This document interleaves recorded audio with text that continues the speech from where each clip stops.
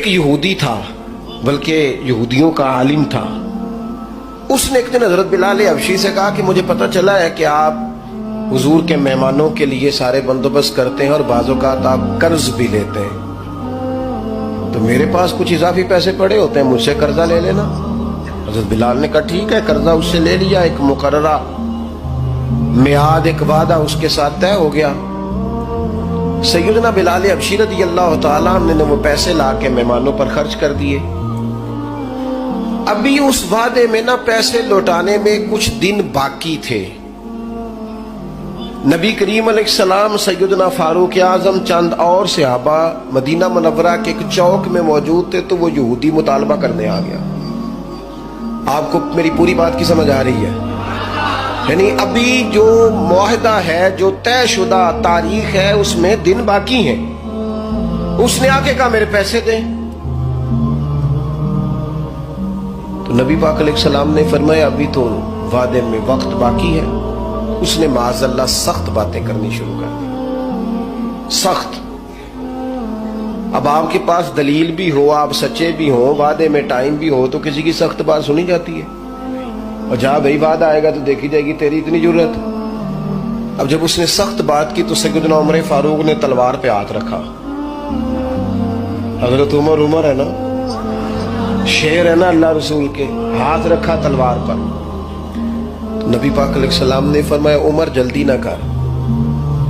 بڑی بردباری سے، حلیمی سے، اطمینان سے، سکون سے حضور فرمانے لگے عمر اس نے پیسے لینے ہیں، وہ مطالبہ کر سکتا ہے، تمہیں چاہیے تھا کہ تم اسے کہتے ذرا نرمی کر، مجھے کہتے پیسے ادا کر دے. حضور فرمانے لگے اب اس طرح کرو، اس کے ساتھ جاؤ، فلاں جگہ کھجوریں پڑی ہیں، جتنا اس کا قرض ہے اتنی کھجوریں تول کے دے دو، اور یہ جو تم نے تلوار پہ ہاتھ رکھا ہے نا، اسے ڈرایا ہے، تھوڑی کھجوریں زیادہ بھی دے دینا.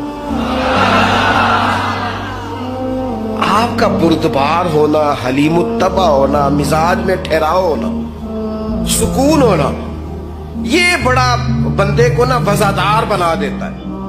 آپ ہر شخص کے لیول پہ اتر کر جھگڑا نہ کریں. میں نے دیکھا ہے سیانا بیانا آدمی بچوں کے ساتھ بحث کر رہے ہیں، سمجھدار آدمی ہو کہ ایک نادان سے گفتگو کر رہا ہے. میں نے شاید پہلے بھی آپ سے کہا تھا کہ میرا ایک فتویٰ ہے، اس سے اختلاف بھی کیا جا سکتا ہے. میرا فتویٰ یہ ہے کہ میاں بیوی کے جھگڑے میں اکثر قصور میاں صاحب کا ہوتا ہے. ہو گیا انہوں ناراض لگ پہ انہوں پورا نہ. ہاں میں نے پتا سی یہ جتنے ہی فتویٰ دیتے اتنے ہی حال ہویا ہے. میاں بیوی کے جھگڑے میں نا زیادہ تر غلطی میاں صاحب کی ہوتی ہے. کیوں بھلا؟ اس لیے کہ عورت بیچاری کی عقل ناقص ہے، اس کی آدھی ہے، وہ پورا سوچنا بھی چاہے تو شعوری طاقت اتنی بلند نہیں. تو میاں صاحب کی تو پوری ہے نا، تو پھر جھگڑا ختم کس نے کرنا تھا؟ تو جی میاں صاحب آخر تینوں آج ٹھیک کر کے ہی چھٹ رہے، تو یہ تو غلط بات ہے نا بھائی. آپ یہ دیکھیں کہ اللہ تبارک و تعالیٰ نے مرد کو عورت پر افسر بنایا ہے. آپ کو چاہیے تھا آپ کا حوصلہ بھی بڑا ہوتا، آپ دلیر ہوتے، بڑی ساری غلطیاں درگزر کرتے، محبت کا لہجہ اختیار کرتے. آپ کو یہ حق حاصل نہیں تھا کہ آپ بے جا سختی کرتے. آپ کی توجہ ہے میری بات پر؟ نبی پاک صلی اللہ تعالی علیہ وسلم نے کمال بردباری کے ساتھ فرمایا کچھ زیادہ بھی. حضرت عمر ساتھ لے گئے، کھجوریں تول تول کے دی. حضرت عمر کہتے ہیں اب حضور کا حکم تھا تھوڑی زیادہ بھی دی، لیکن وہ سیدنا عمر کے مزاج میں جلال تھا. فرماتے ہیں وہ مجھے کہنے لگا عمر ایک بات کرنی تھی.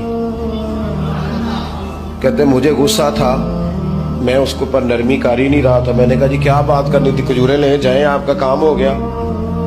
کہتے ہیں وہ کہنے لگا عمر میرے دوست میرے اوپر سختی نہ کر، میرا مسئلہ سمجھ.